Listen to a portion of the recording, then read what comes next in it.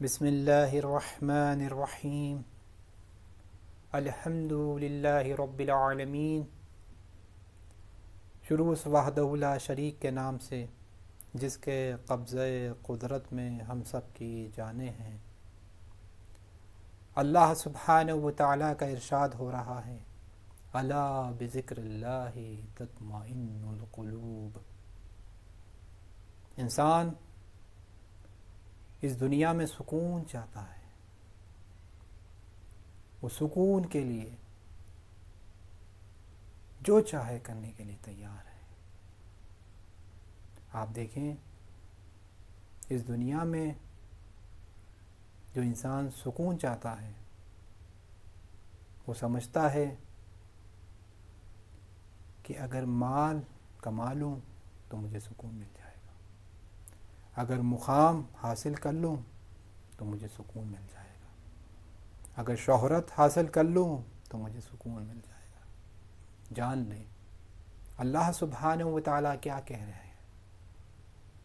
قرآن کریم میں رب العزت فرما رہا ہے، الا بذکر اللہ تطمئن القلوب۔ اگر اطمینان چاہتے ہو، اطمینان قلب چاہتے ہو تو وہ اللہ کے ذکر میں ہے۔ انسان کو چاہیے کہ وہ ایسا عمل کرے جس میں اللہ کے علاوہ کوئی آپ کے اندر طلب نہ ہو، آپ کی ہر حرکت اس کے لیے ہو۔ وہ انسان جو اللہ سے ہٹ کے طلب کرتا ہے، عبادت بھی کر رہا ہے، مگر اس کی طلب شہرت کو حاصل کرنا ہے، اس کی طلب مال کو حاصل کرنا ہے، اس کی طلب مشکلات کو دور کرنا ہے، اس کی طلب جنت کو حاصل کرنا ہے، اس کی طلب جہنم سے بچنا ہے۔ یہ انسان سیر سلوک نہیں کر سکتا۔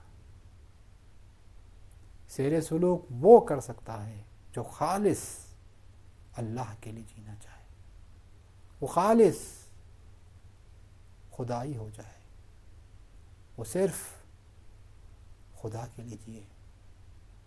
انسان جب خدا کے لیے جینا چاہتا ہے اور ارادہ کر لیتا ہے تو یقیناً اللہ اسے اپنی طرف کھینچ لے گا، اور وہ راستہ جو اس کے لیے مشکل تھا اس کے لیے آسان کر دے گا۔ مگر آپ کا ایک قدم یعنی آپ کی طلب صرف رب العزت ہو، ایک عمل جہاں پر آپ کی طلب صرف رب العزت ہو، تو یقین جانیں کہ اللہ آپ کو اپنی طرف کھینچ لے گا۔ آئیں وہ راستہ جو ہمارے عرفا حضرات نے انتخاب کیا، وہ سیر سلوک کا راستہ، وہ طریقت جو ہمیں حقیقت کی طرف لے جاتی ہے۔ میں جب 2007 میں، مجھے اچھا یاد ہے، جب مجھے شوق تھا کہ عرفانی کتابیں پڑھوں، تو مجھے اردو نہیں آتی تھی، عربی نہیں آتی تھی، کوئی زبان برابر نہیں آتی تھی، اور جب میں کوئی کتاب اٹھاتا تو اس میں جو اصطلاحات پائے جاتے میرے لیے سخت ہوتے، اور مجھے جب اردو بھی نہیں آتی تھی، جب میں اللہ سے طلب کیا، میرے اللہ میں چاہتا ہوں صرف یہ کتاب تیرے لیے پڑھوں، میں چاہتا ہوں کہ میں یہ کتاب اس لیے نہیں پڑھوں کہ مجھے کچھ مقام حاصل ہو جائے، مجھے کچھ منزل حاصل ہو جائے، میں چاہتا ہوں میرے اللہ کہ یہ اردو جو ہے مجھے سکھا دے۔ قرآن مجھے پڑھنے نہیں آتی تھی، تو میں اللہ کے بارگاہ میں دعا کرتا تھا، میرے مالک میری زندگی سے پہلے، یعنی میری موت سے پہلے، اس سے پہلے کہ تو میری زندگی ختم کر دے اس دنیا میں، اس سے پہلے میں چاہتا ہوں کہ تیرا کلام پڑھ سکوں۔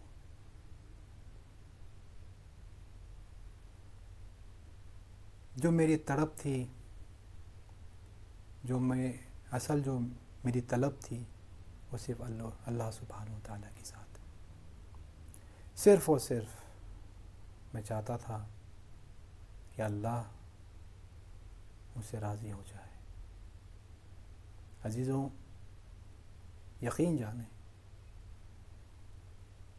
مجھے زیادہ وقت نہیں لگا اردو پڑھنے میں، اللہ کی خاص عنایت تھی۔ جب میں کوشش کرتا تھا کہ کوئی کتابیں پڑھوں تو میرے لیے سخت ہوتا تھا، تو اللہ نے ایسی توفیق دی کہ میں ایران میں آیا اور یہاں پر فارسی زبان، عربی زبان اور اردو پہ کام کیا۔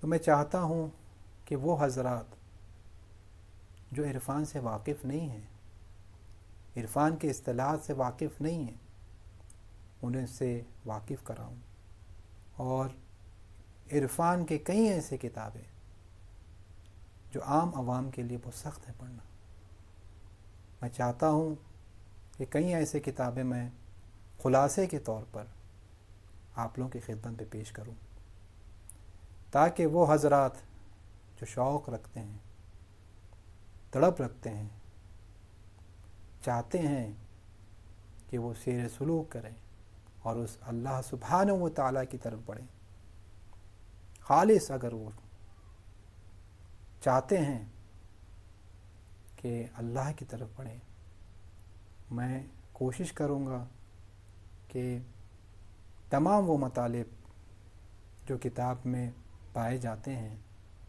میں یہاں پر پیش کروں۔ پہلی جو کتاب جو میں یہاں انتخاب کیا ہوں وہ شہید مطہری کی عرفانی کتاب ہے، جو اردو میں ترجمہ بھی ہو چکی ہے، جس کا نام ہے اسلامی علوم کا تعارف۔ اس میں ایک بخش ہے عرفان کا، میں چاہتا ہوں کہ خلاصے کے طور پر اس کو یہاں بیان کروں، اور ہر جلسے میں ہو سکے تو ایک کتاب کو انتخاب کروں اور اس کا خلاصہ کروں۔ اگر کتاب اس کا حجم اگر زیادہ ہے تو ہو سکتا ہے 2 یا 3 جلسے میں بیان کروں۔ کوشش یہ رہے گی کہ ایک ہی جلسے میں وہ تمام مطالب بیان کر سکوں۔ آئے شروع کرتے ہیں۔ شہید مطہری اپنی کتاب میں 7 چیپٹر رکھے ہیں۔ پہلے چیپٹر میں وہ لکھتے ہیں تصوف اور عرفان میں کیا فرق ہے، عرفان عملی اور اخلاق میں کیا فرق ہے۔ دوسرے چیپٹر میں عرفان نظری اور فلسفے میں کیا فرق ہے، عرفان اور اسلام میں کیا رابطہ ہے۔ تیسرے چیپٹر میں وہ بتاتے ہیں کہ عرفان کہیں باہر کا علم نہیں ہے، خود یہ اسلام کے اندر ہے۔ وہاں پر وہ قرآن کی آیتیں لے کے آتے ہیں، روایتیں لے کے آتے ہیں کہ ثابت کرتے ہیں کہ جو عارف ہے اصل میں وہ اسلام کے ماننے والے ہیں، اصل وہ عارف ہی ہے جو دقیق اسلام کو جانتے ہیں اور اس پر عمل کرتے ہیں۔ چوتھے چیپٹر میں اور 5ویں چیپٹر میں وہ عرفان کے متعلق بحث کرتے ہیں۔ یہ تاریخ کی بحث ہے، اس کو میں چھوڑتے ہوئے اصل بحث کی طرف جاؤں گا۔ چھٹا جو چیپٹر ہے، چھٹا چیپٹر کیا ہے؟ چھٹے چیپٹر میں وہ مقامات عارفین کے متعلق بحث کرتے ہیں، عرفان عملی کے متعلق بحث کرتے ہیں۔ ساتویں چیپٹر میں عرفان کے کچھ اصطلاحات وہاں پر بیان کرتے ہیں۔ آئے شروع کریں، پہلے چیپٹر کی طرف آتے ہیں۔ پہلی بحث جو شہید یہاں پر کرتے ہیں کہ تصوف اور عرفان میں فرق کیا ہے۔ کچھ لوگوں کے ذہن میں یہ ہے کہ صوفی جو ہوتا ہے صحیح نہیں ہوتا ہے، اور عارف جو ہوتے ہیں صحیح ہوتے ہیں۔ صوفی حضرات آپ دیکھتے ہیں کہ ان کے کچھ خانقاہیں ہیں، ایک عجیب و غریب لباس ہے، ان کے عبادتوں میں دیکھیں گے کافی فرق ہے، جو ہم عبادت کرتے ہیں اور وہ جو عبادت کرتے ہیں، اور کئی بدعتیں ایجاد کرتے ہیں اور اس پر عمل کرتے ہیں۔ دوسری طرف عرفا ہے، وہ ہر جگہ پائے جاتے ہیں، مگر کوئی ایسا گروہ نہیں بنا دیے، کوئی ایسا مسلک نہیں بنائے، کوئی ایسا فرقہ انہوں نے نہیں بنایا، وہ ہر جگہ پائے جاتے ہیں۔ اب متکلمین میں دیکھیں پائے جائیں گے، فلسوف میں دیکھیں پائے جاتے ہیں، یا شہرا میں دیکھیں پائے جاتے ہیں، ہر جگہ پہ آپ دیکھیں جہاں پر وہ پائے جاتے ہیں، مگر کوئی ایسا گروہ نہیں بنا ہے۔ ہمارے پاس جو عرفا ہے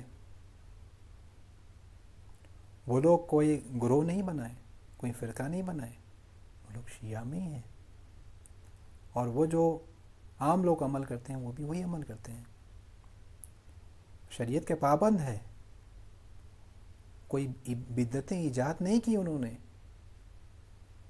یہاں پر ہماری بحث صوفی حضرات سے نہیں ہے جو بدعتیں ایجاد کر دیے ہیں اور اس پر عمل کرتے ہیں، عجیب و غریب حرکتیں کرتے ہیں۔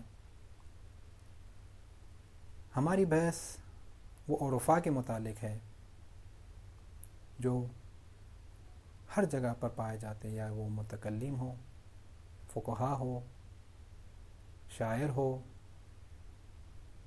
یا فلسوف ہو، وہ ہر جگہ پائے جاتے ہیں۔ یہ ایک بحث رہی۔ دوسری بحث کرتے ہیں کہ عرفان عملی اور اخلاق میں کیا فرق ہے۔ اس سے پہلے کہ اس بحث کا آغاز کروں، پہلے واضح کر دوں کہ عرفان عملی کیا ہے۔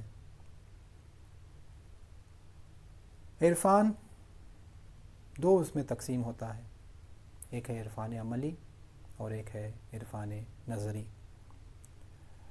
عرفان عملی وہ سیر سلوک ہے، وہ دستور العمل ہے، جو ایک سالک جو راہ طے کر رہا ہے وہ شروع سے آخر تک عمل کرتا ہے اور اس فنا کے منزل پر پہنچتا ہے۔ وہ فنا کے منزل پر اسے توحید حاصل ہوتی ہے۔ اس کے بعد وہ جب شہود کرتا ہے، پہلی چیز یہ بیان کروں کہ شروع سے لے کر جو فنا تک ہے، جو اس کا سفر ہے، اسے عرفان عملی کہتے ہیں۔ اگر اس کو کوئی بیان کر دے یا لکھیں تو وہ علم عرفان عملی ہو جائے گا۔ فنا کے بعد جو شہود کرتا ہے، جو حقیقت کو دیکھتا ہے، اس کو جب وہ بیان کرتا ہے یا لکھتا ہے تو وہ علم عرفان نظری ہو جاتا ہے۔ تو آئے یہاں پر عرفان عملی اور اخلاق میں فرق کیا ہے۔ اخلاق میں آپ دیکھتے ہیں کہ کسی نے کہا کہ جھوٹ مت بولو، غیبت مت کرو، حسد مت کرو۔ عرفان میں اگر آپ دیکھیں گے اس طرح نہیں ہے، عرفان میں اسٹیپ بائی اسٹیپ ہے۔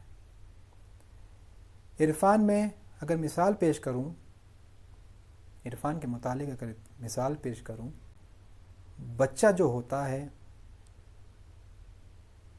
پہلے وہ جو پیدا ہوتا ہے پھر کچھ مہینے کے بعد رینگتا ہے،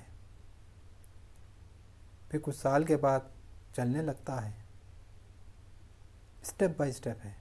اگر کوئی آ کے کہے بچہ جو پیدا ہوا ہے اس کو میں 10th کا ایگزام لکھانا چاہتا ہوں تو ہنسیں گے لوگ کہ 10th کا ایگزام کیسا لکھائیں گے بچے،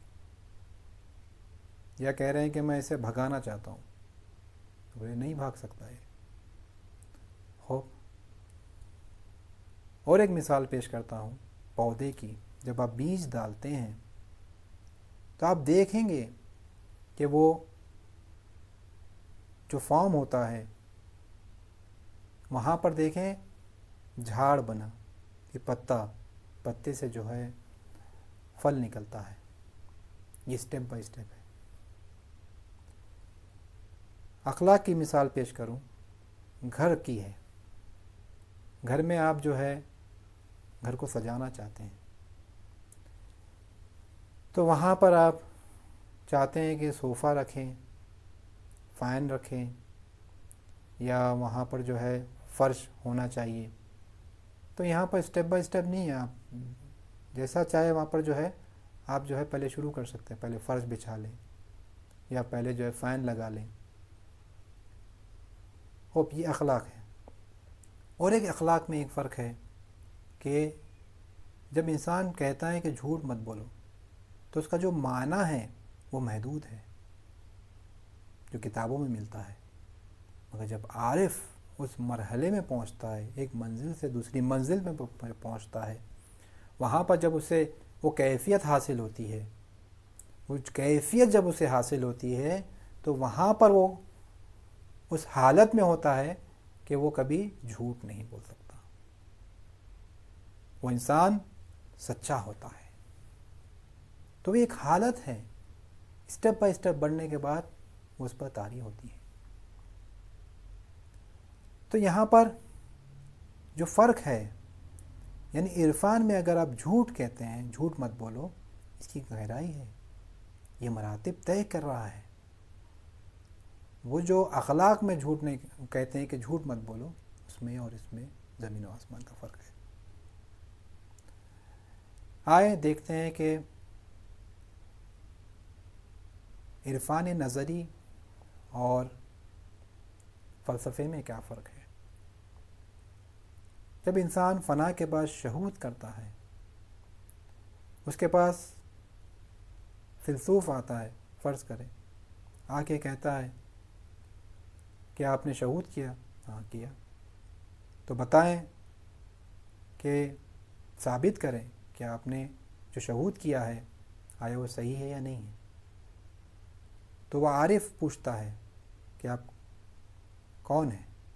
میں فیلسوف ہوں، میں صرف اگر دلیل چاہوں گا، اگر آپ دلیل دینا چاہیں تو عقلی دلیل کو قبول کروں گا۔ تو وہ عقلی دلیل دیتے ہیں، بیان کرتے ہیں۔ اگر کوئی متکلم آ جائے، کہیں گے کہ قرآن اور روایت سے مجھے بتائیں، تو وہ قرآن اور روایت سے بتاتے ہیں۔ تو جب وہ بیان کرتے ہیں یا لکھتے ہیں تو وہ علم عرفان نظری ہے۔ تو علم عرفان نظری اور فلسفے میں کیا فرق ہے؟ علم عرفان نظری اور فلسفے میں کیا فرق ہے؟ فلسفے میں وجود کے متعلق بحث ہوتی ہے، خارج میں، باہر جو اصل جو چیز ہے وہ کیا ہے؟ وجود ہے۔ ایک ہوتا ہے وجود، ایک ہوتا ہے ماہیت۔ ماہیت وہ شکل کو کہتے ہیں جس سے وہ جانا جاتا ہے۔ انسان ایک شکل ہوتی ہے، دیوار ایک محدود ایک شکل ہے اس کی، ایسے کئی ایسے آپ دیکھتے ہیں جہاں پر شکلیں پائے جاتے ہیں، اس سے آپ جانتے ہیں یہ کیا چیز ہے۔ ہر وہ شکل جو رکھتے ہیں، مثلا ہم کہیں کہ انسان وجود رکھتا ہے یا نہیں رکھتا ہے؟ وجود رکھتا ہے۔ دیوار موجود ہے نہیں ہے؟ وجود رکھتی ہے۔ خوب، تو وجود دیکھیں سب میں پائے جا رہے ہیں۔ تو یہاں پر یہ بتانا چاہتے ہیں کہ فیلسوف چاہتا یہ ہے کہ جیسی یہ دنیا ہے ویسی ہی دنیا کو اس کے ذہن میں، اس کے عقل میں، اس کی تصویر کو لا دے، جیسا وہ ہے ویسا ہی علم اس کا عقل میں لا دے، اس کا علم حاصل کرنا چاہتا ہے۔ عارف علم تو حاصل کرتا ہے، مگر وہ صرف علم تک محدود نہیں ہے۔ عرفا کہتے ہیں کہ علم حاصل کر لینا کامیابی نہیں ہے، کمال نہیں ہے۔ کمال وہ علم کو جو حاصل کیا ہے وہاں تک پہنچنا ہے، جہاں سے آیا ہے وہاں پر لوٹنا ہے، اس کو حاصل کرنا ہے، وہ فنا کی منزل پھر اس کے بعد بقا کی منزل۔ وہ جو ہتھیار ہے فیلسوف کا جو وہ دلیل کے طور پر پیش کرنا چاہتے ہیں، ان کا ہتھیار عقل ہے، اور فیلسوف کا ہتھیار عقل اور برہان اگر کہہ لیں۔ عارف کا کیا ہتھیار ہے؟ وہ تہذیب نفس، وہ دل کو پاک کرتا ہے، وہ دل کو پاک کر کے مراقبہ ریاضت کر کے اس مقام تک پہنچتا ہے۔ وہ قرب الہی حاصل کرنا چاہتا ہے، وہ توحید تک پہنچنا چاہتا ہے۔ یہ رہا عرفان نظری اور فیلسوف میں فرق۔ ایک اور مختصر بیان کروں۔ فیلسوف کہتے ہیں کہ دو موجود ہے، یعنی دو، ایک ہے خدا کا وجود، واجب الوجود کہتے ہیں، اور ایک ہے مخلوق کے وجود، مخلوق جو ہے وجود رکھتے ہیں۔ ایک ہوتا ہے واجب الوجود، ایک ہوتا ہے ممکن الوجود، یعنی دو وجود ہے دیکھا جائے تو، واجب الوجود اور وہ جو مخلوقات وجود رکھتے ہیں۔ عارف کہتے ہیں کہ وجود تو ایک ہی ہے، وہ رب العزت کا وجود ہے، اور باقی سب جو آپ کو نظر آتے ہیں اس کے جو مخلوقات ہے اس کے تجلیات ہیں۔ جیسا آئینے میں ہم اپنی تصویر دیکھتے ہیں، یعنی ہمارے تجلیات ہم آئینے میں دیکھتے ہیں، اسی طریقے سے وجود ایک ہی ہے، مگر وہ جو خارج میں جو مخلوقات نظر آ رہے ہیں وہ اس کے تجلیات ہیں۔ یہ رہا عرفان نظری اور فلسفے میں فرق۔ دوسرا چیپٹر تھا، اسی میں عرفان اور اسلام کے متعلق بحث کرتے ہیں۔ کچھ فقہا جو عرفان کی مخالفت کرتے ہیں، عرفا کی مخالفت کرتے ہیں، وہ لوگ کہتے ہیں کہ یہ لوگ مسلمان نہیں ہیں، یہ ڈھونگ کر رہے ہیں، ناٹک کر رہے ہیں، یہ دھوکہ دے رہے ہیں، یہ ایسے عمل انجام دیتے ہیں جو شریعت میں ہے ہی نہیں، پائے نہیں جاتے۔ یہ لوگ عرفوں کی مخالفت کرتے ہیں۔ دوسرا ایک گروہ ہے جو اسلام کے مقابل میں عرفان کو لے کے آتے ہیں، کہتے ہیں کہ اسلام بہت پست ہے اور عرفان بہت بالا ہے،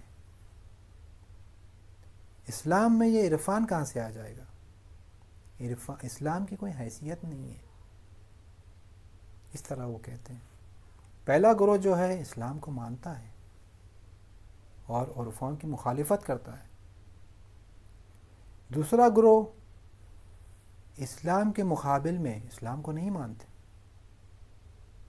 ترقی پسند لوگ ہیں جو ابھی ملتے ہیں، یہ بولتے ہیں بہت ہی پست ہے اسلام، وہ زمانے کا آپ اس کو جو ہے عمل میں لا رہے ہیں، ابھی جو ہے نئے ٹیکنالوجیز آ گئے ہیں، یہ آ گئے ہیں۔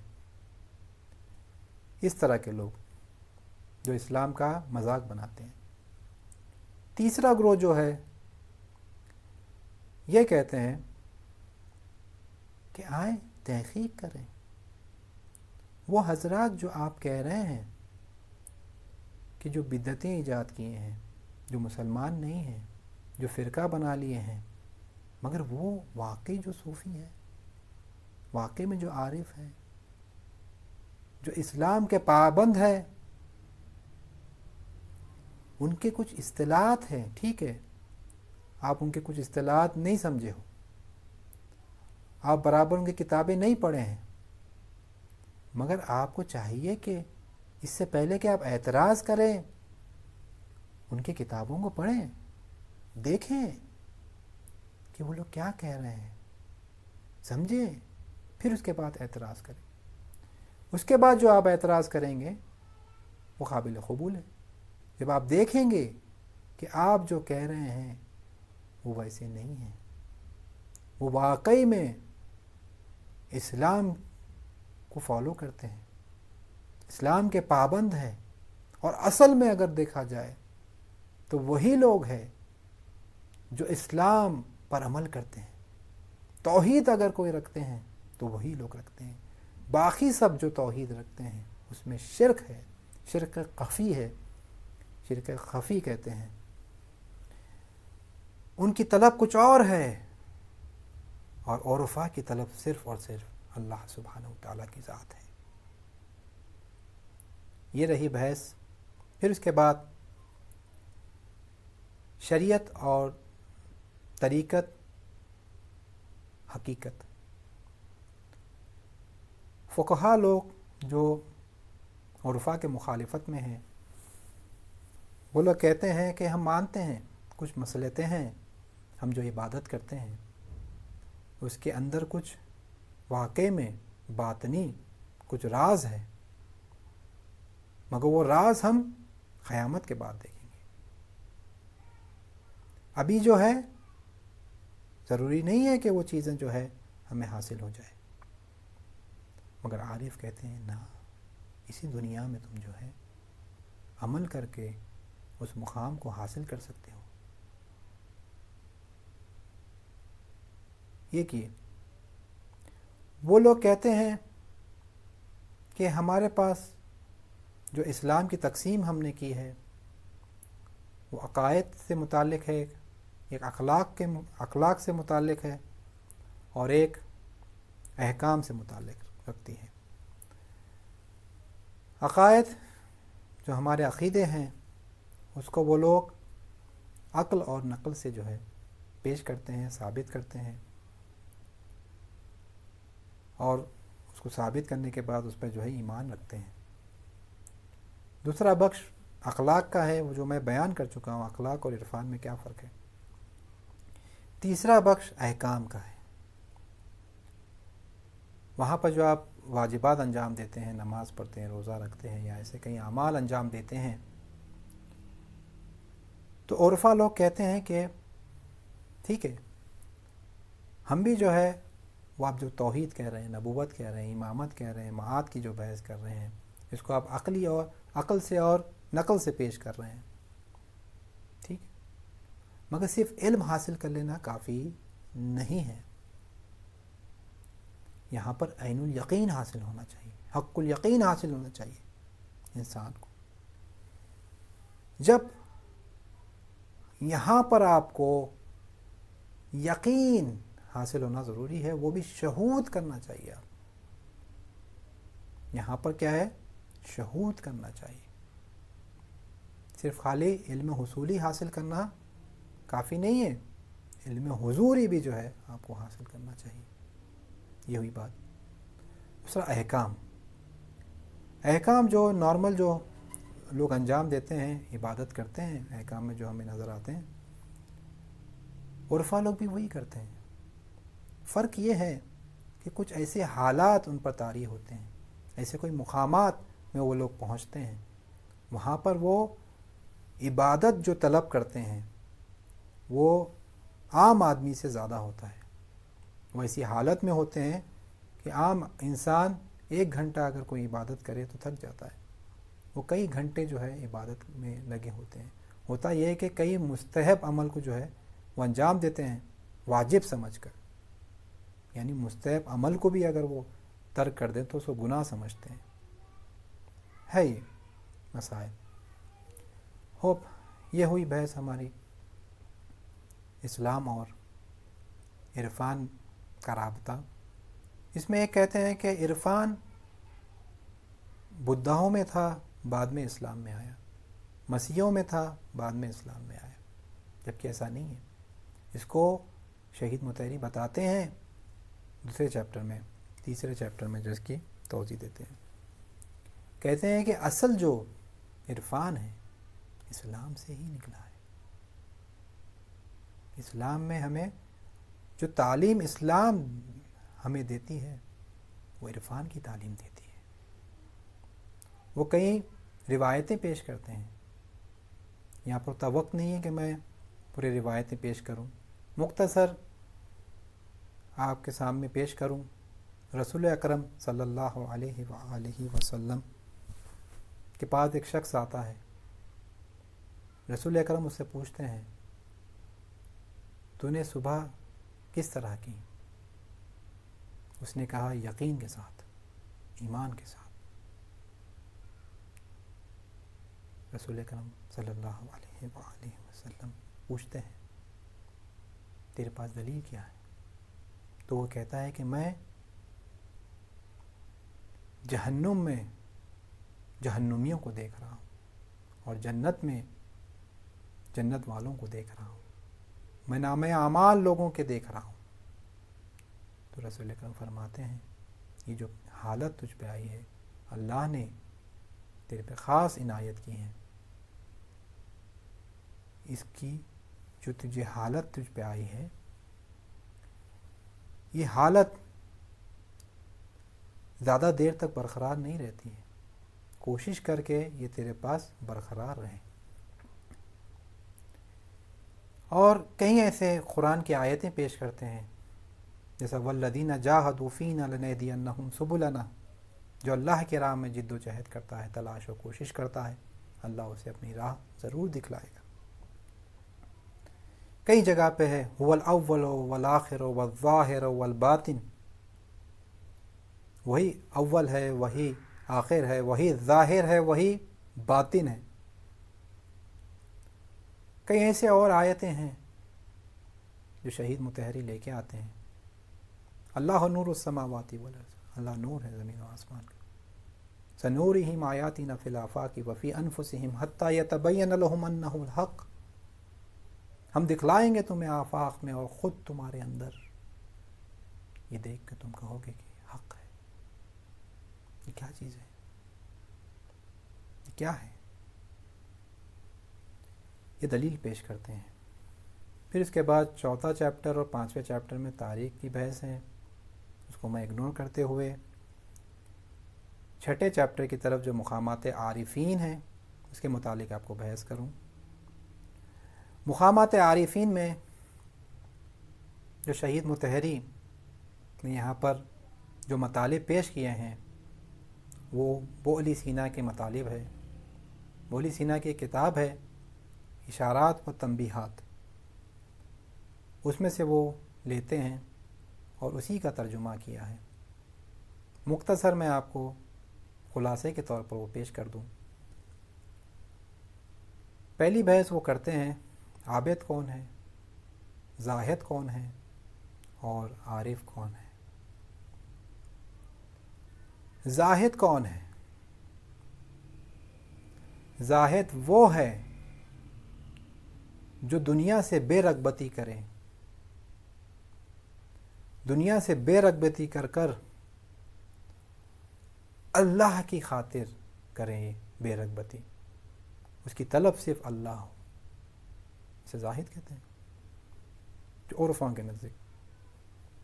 اگر مشہور کے نزدیک جائے عارف اسے کہتے ہیں جو دنیا کی خواہشوں سے، خواہشات سے بے رغبتی کرے اور وہ جنت کے خواہشات کو حاصل کرے، یہاں سے شہوت سے بچیں اور پھر وہاں پر جنت میں جو ہے وہ شہوتیں حاصل کریں۔ یہ عرفا اس کو نہیں مانتے ہیں، یعنی یہ تجارت کے جیسا ہو گیا۔ وہ بے رغبتی کر رہا ہے مگر تجارت کر رہا ہے۔ زاہد اصل میں جو زاہد ہوتا ہے، حقیقی زاہد جو ہوتا ہے، نہ اس کو کوئی دنیا سے رغبت ہے نہ اخروی چیزوں سے رغبت ہے، نہ جنت نہ جہنم سے بچنے کی. وہ صرف عبادت کرتا ہے تو صرف اللہ کے لیے عبادت کرتا ہے. وہ طلب اگر کوئی رکھتا ہے تو وہاں پر اللہ کو طلب کرتا ہے. خوب عابد کون ہے؟ جو عبادت گزار ہو، اسے عابد کہتے ہیں. عارف کون ہے؟ عارف وہ ہے جو وہ نور چاہتا ہے، جو وہ حق کی طرف سے جو اسے نور حاصل ہونا چاہیے، وہ قرب الہی چاہتا ہے جو رب العزت کی طرف سے اسے حاصل ہوتا ہے. اس کی وجہ سے وہ بے رغبتی کرتا ہے چیزوں سے تاکہ وہ چیز اسے حاصل ہو، وہ قرب الہی حاصل ہو. انسان زاہد تو ہے، عابد تو ہے، مگر آپ دیکھیں گے کہ عارف نہیں. مگر جو عارف ہوتا ہے آپ وہاں پر دیکھیں گے کہ وہ عابد بھی ہے اور زاہد بھی ہے. پھر اس کے بعد وہ بحث کرتے ہیں کہ انسان کا ہدف کیا ہے. عرفان جو آپ پڑھ رہے ہیں، عارف کا ہدف کیا ہے؟ عارف کا ہدف صرف خدا ہے. وہ کوئی چیز کو طلب نہیں کرتا سوائے خدا کے. خدا سے ہٹ کے کسی چیز کو طلب نہیں کرتا. یہ عارف کی حقیقت ہے. عارف اس مقام پہ پہنچتا ہے، اس فناہ کے منزل طے کرتا ہے، اس کے بعد بقا کی منزل. وہاں صرف اللہ سبحانہ و تعالیٰ کا مشاہدہ کرتا ہے. آئے لوگ کہتے ہیں کہ پھر کیوں وہ عبادت کر رہا ہے؟ اس کو کوئی ہدف نہیں ہے، جنت حاصل کرنا نہیں ہے، کوئی دوسرا شوق نہیں ہے. دیکھیں، اگر کوئی خصوصیت رکھتا ہے اپنے اندر، ٹیلنٹ رکھتا ہے، کوئی جو ہے بہترین جو ہے ورزش کار ہے یا چیس کھیلنے والا ہے، اس کے فن کو آپ دیکھ کر کیا کرتے ہیں؟ سراہتے ہیں. تو کیا وہ آپ کو کچھ پیسے دیتا ہے؟ نہیں. پھر آپ اس کی تعریف کیوں کر رہے ہیں؟ کچھ تو ہدف ہوگا نا. وہ لائق ہے تعریف ہے، ضروری نہیں ہے کہ وہ کچھ مجھے دے اور میں اس کی تعریف کروں. اسی طریقے سے اللہ سبحانہ و تعالیٰ کیا ہے؟ اللہ سبحانہ و تعالیٰ کی عبادت جو ہم کرتے ہیں وہ لائق عبادت ہے، اس لیے ہم اس کی عبادت کرتے ہیں. کسی ہدف نہیں ہے ہمارا کچھ دوسرا، صرف اور صرف ہمارا جو ہدف ہے وہ اللہ سبحانہ و تعالیٰ ہے. ایک دوسرا، عبادت جو ہم کرتے ہیں ایک طریقے کا رابطہ ہے خدا اور ہمارے درمیان. امام علی علیہ الصلاۃ والسلام فرماتے ہیں، اے اللہ، میں تیری عبادت جنت کے لیے نہیں کرتا، جہنم کے خوف کے لیے نہیں کرتا. تو لائق عبادت ہے، اس لیے تیری عبادت کرتا ہوں. واضح ہو گیا ایک ہی چیز. پھر یہاں پر بولی سینا فرماتے ہیں کہ عرفان کی سب سے پہلی منزل جو ہے وہ ہے ارادہ. وہ شوق، وہ رغبت کس سے حاصل ہوتا ہے؟ وہ شوق اور رغبت جو حاصل ہوتا ہے ہمیں، وہ برہان یا کچھ دلیلوں سے ہمیں جو حاصل ہوتا ہے، وہ ایمان سے ہمیں حاصل ہوتا ہے. وہ ارادہ، وہ شوق. ہم وہاں پر پہلے جب ارادہ ہمارے اندر، ارادے سے پہلے ہم دیکھتے ہیں کہ ہماری حالت کچھ اور ہوتی ہے اور ارادے کے بعد ہماری حالت کچھ اور ہو جاتی ہے. انسان کے اندر وہ ضمیر جاگ اٹھتا ہے. وہ ایک طریقے کی محبت کی چنگاری ہے جو انسان کو اللہ کے راستے میں حرکت کرنے میں مجبور کر دیتا ہے. اس کا نام ہے ارادہ. پھر فرماتے ہیں ارادہ پہلی منزل کہہ رہے ہیں، اس سے پہلے آپ کو کئی مقدمات انجام دینا ہے، کئی مقدمات ہیں. اس کے بعد پہلی منزل جو آپ پرواز کرتے ہیں سیر سلوک میں، جو سفر کرتے ہیں، بولی سینا کہتے ہیں کہ ارادہ ہے. ارادے کے بعد ریاضت ہے، تمرین کرنا ہے، پریکٹس کرنا ہے، اپنے نفس کو پریکٹس کرانا ہے تاکہ وہ نفس مطمئنہ کے تابع ہو جائے، یعنی وہ عقل کے تابع ہو جائے. ریاضت کیا ہے؟ ریاضت یعنی پریکٹس. جیسا کہ ہماری زبان پہ جم کہتے ہیں، اسپورٹس جو کہتے ہیں، ورزش، عربی میں اسے ریاضت کہتے ہیں. ریاضت سے اسے ریاضت کہتے ہیں.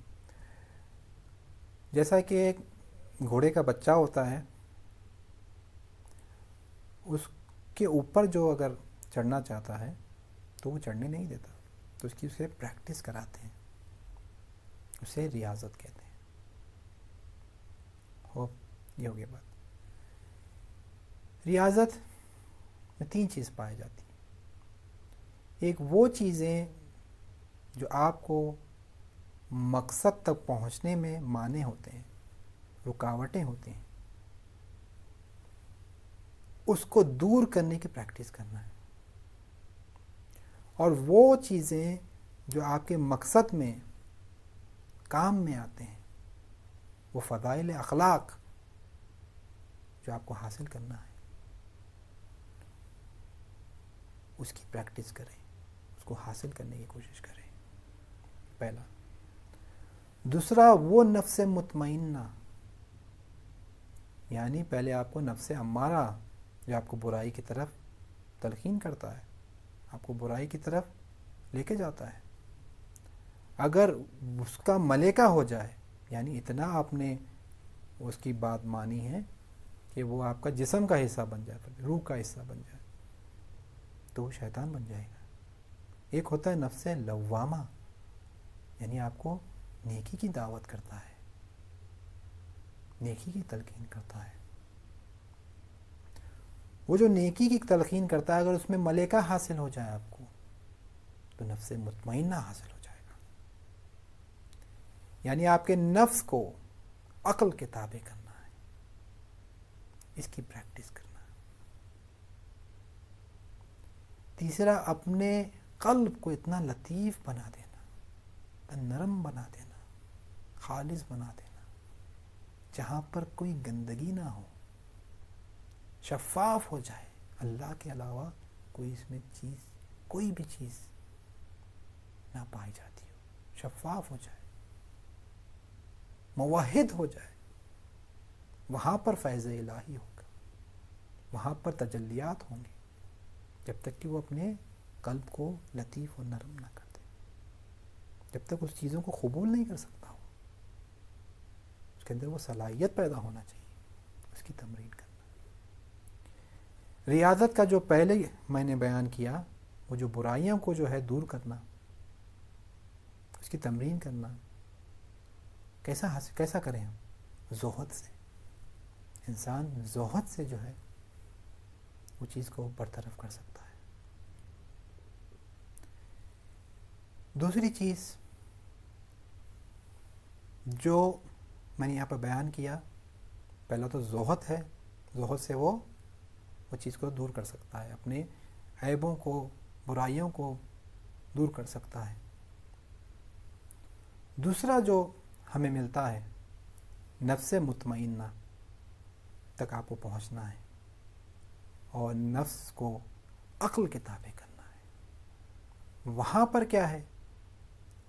وہاں پر جو آپ کو کرنا ہے، پہلی چیز آپ کو جو عمل انجام دینا ہے، اس میں 3 تقریباً بتائے گئے ہیں، جیسا مجھے یاد آئے گا میں آپ بیان کرتا ہوں. پہلا ایک ہے کہ ایسا ترنم میں یا ایسے آواز میں آپ قرآن پڑھیں، یا ایسے شعراء یا ایسے شاعر جو عرفا ہے ان لوگوں کے سنیں، تاکہ وہ ایک حالت آپ کے اندر پیدا ہو. دوسرا یہ عبادت آپ کریں، ایسی عبادت کریں حضور قلب کے ساتھ ہو، تفکر کے ساتھ ہو، تذکر کے ساتھ ہو، تیسرا وہ حضرات جو اس منزل پہ گزرے ہیں، وہ مقامات عالی تک پہنچے ہیں، ان کے بیانات، ان کا اثر ہوتا ہے واقعی. ایسے علماء کے بیانات کو سنیں. یہ ہو گیا. تیسرا کیا ہے؟ اپنے قلب کو لطیف بنانا، نرم بنانا، تاکہ وہ فیض الہی آپ پر نازل ہو سکے. تو وہ جو گندگی آپ کے اندر پلی ہوئی ہے اس کو صاف کرنا چاہیے. یعنی ایسے تفکرات کو آپ جو ہے اپنے اندر سمانا چاہیے، آپ کے اندر آنا چاہیے. وہ تفکرات آپ کے اندر پیدا ہونا چاہیے. وہ فکر جو ہے، جو عالی فکر رکھتے ہیں، وہ عالی فکر کو آپ کو حاصل کرنا ہے. یہ چیز. دوسرا یہ ہے کہ اس کی محبت آپ کے اندر لانا چاہیے. آپ کے اندر اس کے تعلق سے، رب العزت کے تعلق سے وہ عشق آپ کے اندر پیدا ہو جائے. اس کے علاوہ اور کچھ آپ کو نظر ہی نہ آئے. یہ ہوا ریاضت جو میں نے یہاں پہ بیان کیا. یہاں پر جو بحث میں نے کی ہے، ارادہ اس کے بعد ریاضت، کہتے ہیں کہ آپ کے اندر ایسے حالات طاری ہوں گے، رفتہ رفتہ جو ہے آپ وہ حالات جا کر مقام میں تبدیل ہو جائیں گے. مگر جب وہ حالات آپ پر طاری ہوتے ہیں، وہاں پر آپ دیکھیں گے جو حالات آپ پر طاری ہوئے ریاضت سے، وہ آپ کے درمیان میں اگر کوئی ہے تو وہ درک کرے گا انسان کہ واقعی میں اس کو کیا ہو رہا ہے. رفتہ رفتہ جو ہے وہ عادت ہو جائے گی اس کی. وہ انسان کو جب عادت ہو جائے گی اس کی، وہ حالت کی، تو پھر وہ نظر نہیں آئے گا. لوگوں کے درمیان میں ہوتا ہے، مگر وہ جو ہے تمام تر اس کا وہ جو ہے خدا کی طرف اس کی توجہ ہوتی ہے. اور لوگوں کے درمیان میں بھی ہوتا ہے. وہاں پر لوگ نہیں سمجھتے ہیں، لوگوں کے درمیان میں آرام سے لوگوں سے بات کر رہا ہے، مگر اس کی توجہ کامل طور کس پر ہے؟ اللہ سبحانہ و تعالیٰ پر ہے. ایک چیز کہ وہ اس مقام تک پہنچتا ہے. کہتے ہیں کہ وہ فنا کے منزل پہ پہنچتا ہے. فنا کے منزل میں جہاں پر ملا صدرہ نے اپنے فلسفے میں بیان کیا، اسفار میں 4 سفر کے بارے میں بیان کیا ہے. پہلا سفر جو سیر سلوک کا جو سفر کرتا ہے انسان، وہ خلق سے حق کی طرف ہے. دوسرا سفر حق سے حق کو جاننا ہے. تیسرا سفر حق سے خلق کی طرف جانا ہے اور حق کے ساتھ. چوتھا سفر خلق سے خلق کی طرف حق کے ساتھ. پہلا جو سفر ہے اس کے بارے میں یہ بیان ہے. پہلے سفر میں خلق سے حق کی طرف جانا. خلق سے حق کی طرف جانا، اس میں حجاب ظلمانی سے ہٹ کر، یعنی ختم کر حجابوں کو ختم کر کے وہ حجاب ظلمانی کو حجاب نورانی میں جاتا ہے. پھر حجاب نورانی کو صاف کرتے ہوئے وہ دوسرے منزل میں پہنچتا ہے، یعنی دوسرے سفر میں پہنچتا ہے، یعنی وہ فنا کے منزل میں پہنچتا ہے. تو پہلا جو سفر میں جو حجاب ظلمانی ہے، اس میں جو ہے نفس ہے، وہ نفس جو شہوت اس پر غالب ہے، غضب اس پر غالب ہے. اس کو کنٹرول کرتے ہوئے، اس کی پریکٹس کرتے ہوئے، ختم کرتے ہوئے سے وہ حجابوں کو ختم کرتے ہوئے حجاب نورانی کی طرف بڑھتا ہے. حجاب نورانی میں جب پڑھتا ہے تو وہاں پر قلب، عقل اور روح کی بحث ہوتی ہے، جو انشاءاللہ میں ابھی آگے اصطلاحات میں بیان کروں گا. وہ جب پار کرتا ہے، اس روح کے مقام تک پہنچتا ہے، تو وہاں پر اسے عارف کہتے ہیں. پھر وہ فنا کے منزل میں جاتا ہے. اس کے افعال میں فنا ہوتا ہے، اس کی صفات میں، پھر اس کی ذات میں، جسے توحید افعالی، توحید صفاتی اور توحید ذاتی کہتے ہیں. پھر وہ آگے اس کے بعد کا مرحلہ ہے بقا کا. یہاں پر بقا کے متعلق شہید نے بیان نہیں کیا ہے. وہ مختصر جو ہے بولی سینا نے اپنی کتاب میں فنا کے بعد کی منزل دوسرے سفر کے متعلق بحث کی ہیں، مگر یہاں پر وہ لے کے نہیں آئے. تو ہم بھی یہاں پر بحث